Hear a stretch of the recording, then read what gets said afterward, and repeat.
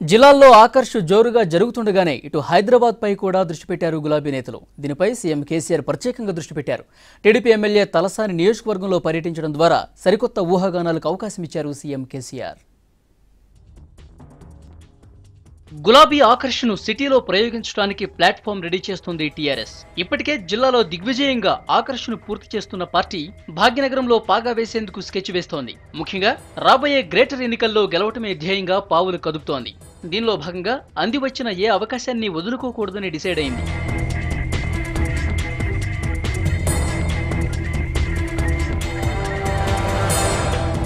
ఇవాళ CM KCR Secunderabad ఐడీహెచ్ quarters లో పర్యటించారు. అక్కడి సమస్యలను అడిగి తెలుసుకున్నారు. అయితే దీనికంటే ముందు సనత్ నగర్ ఎమ్మెల్యే తలసాని శ్రీనివాస్ యాదవ్ అక్కడి స్థానికులతో కలిసి సీఎం కేసీఆర్ ను కలిశారు. ఐడీహెచ్ క్వార్టర్స్ లో జనం బాధలను ఆయన దృష్టికి తీసుకెళ్లారు. అక్కడి సమస్యలను పరిష్కరించాలని కోరారు. అంతే, సాయంత్రానికే క్వార్టర్స్ కు వెళ్లిపోయారు కేసీఆర్. అక్కడ పరిస్థితిని పరిశీలించారు, స్థానికులతో మాట్లాడారు. ఇళ్లు కూలిపోయిన వాళ్ల కోసం రేపటి నుంచే ఇళ్ల నిర్మాణాలు చేపట్టాలని ఆదేశించారు.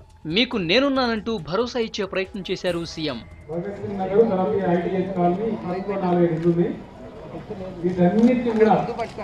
మీకు మంచి ఇంట్లో మంజూరు చేస్తున్నాం. మీరెవరు కూడా బ్యాంక్ లోన్ కానీ మీరు మార్చిన రూపాయలు కూడా కట్టాల్సిన లేదు.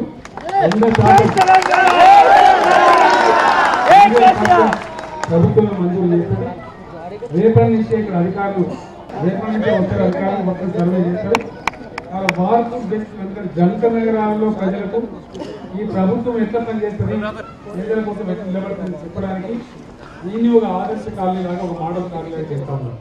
కేసీఆర్ ఐడీహెచ్ క్వార్టర్స్ ను సందర్శించడం పొలిటికల్ సర్కిల్స్ లో కొత్త ఆలోచనలు మొదలయ్యాయి. ఓవైపు గులాబీ ఆకర్ష్, మరోవైపు జనంలో మంచి పేరు సంపాదించడం లక్ష్యంగా ఈ పర్యటన సాగినట్లు కనబడుతోంది. సొంత పార్టీ ఎమ్మెల్యే కాకపోయినా తలసాని కలవగానే సాయంత్రానికే సమస్యపై స్పందించడం, తెలంగాణ భవన్లో పార్టీ చేరికలు ఉన్నప్పటికీ వాటిని కేకేకి అప్పచెప్పి వెళ్లటం సహజంగానే హాట్ టాపిక్ గా మారింది. సిటీలోని సమస్యలపై ఇది సీఎం కు తొలి పర్యటన.